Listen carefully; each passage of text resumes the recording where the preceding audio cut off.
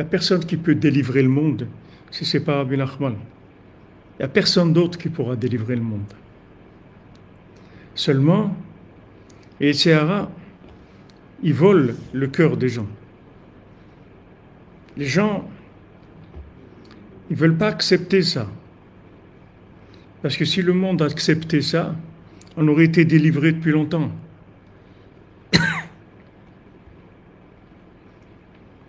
Vous voyez, en Égypte,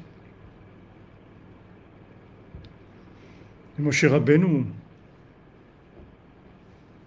Hachem il lui dit où tu vas t'occuper d'eux pour les faire sortir.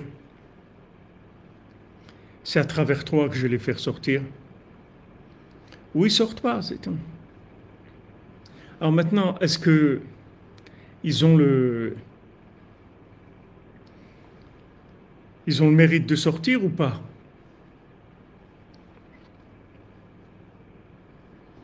Est-ce que maintenant ils sont arrivés à un moment où officiellement ils ont le droit de sortir? Non, ils ont droit à rien. Si ce n'est pas Moshe Rabbeinu qui les fait sortir, il n'y a rien. Ils ont le droit si Moshe Rabbeinu les fait sortir. Et uniquement ça. Uniquement si lui les fait sortir. Sinon il n'y a rien. Sinon il ne se passera rien. Alors bien sûr, le Yetzer Hara, la seule chose qui lui reste à faire, c'est essayer de créer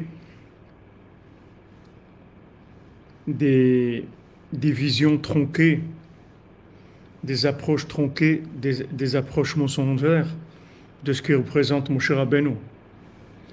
Et en présentant ces aspects mensongers de Moshe Rabbeinu, c'est comme ça qu'il va les empêcher de sortir. Pourquoi il n'y a que 20% qui sont sortis? Pourquoi même ces 20%, ils n'ont pas pu rentrer en Eretz Israël? Il n'y a que Caleb ben Yefuneh et Yeshua ben Nun, que les gens qui étaient vraiment très très attachés à Moshe Rabbeinu. Pourquoi il n'y a qu'eux qui sont rentrés en Eretz Israël? Pourquoi tous les autres ne sont pas rentrés? C'est que leurs enfants qui sont rentrés. Mais même quand leurs enfants ils sont rentrés, ils ne sont pas rentrés comme ils devaient rentrer.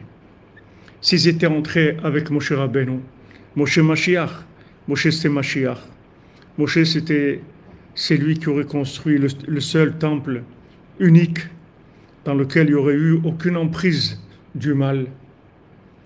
Et on serait passé à la deuxième étape de l'humanité, du plan de l'humanité. À la résurrection des morts, à la vie éternelle.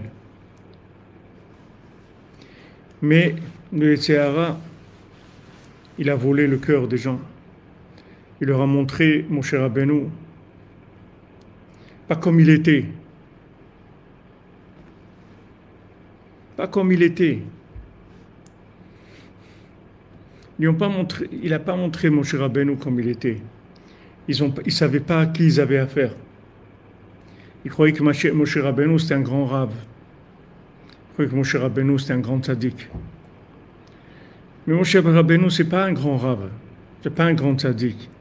C'est le tzaddik Yesod Olam. C'est quelque chose qui n'a rien à voir avec ces notions-là.